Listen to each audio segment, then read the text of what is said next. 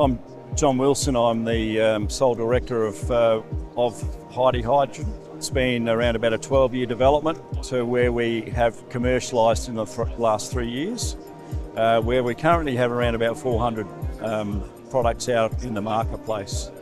The product itself actually provides a cleaner burn, so it's introduced into a diesel engine. It doesn't replace the diesel, but what it does is supplement, because in a diesel engine or any internal combustion engine will only burn around about 85 to 90% of its fuel. The rest goes out through the exhaust system.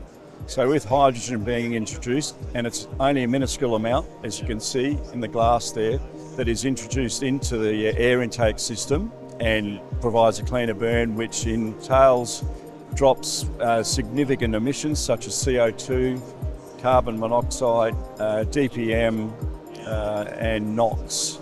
And other small benefits is that the soot level is dropped in the engine, so that will extend the life of the engine as well as oil filters.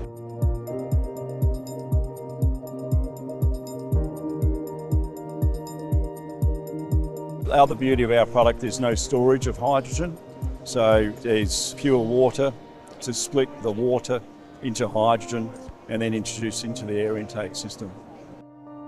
We know that diesel engines will be around for a long, long time. I mean, I believe that from what you read in reports is that the maximum production of diesel will be up until about 2035. There's 11.5 billion diesel engines in the world, so if we get 1% of that, we're going okay, but it's a matter of getting it out there and having it accessible and backing it up with service.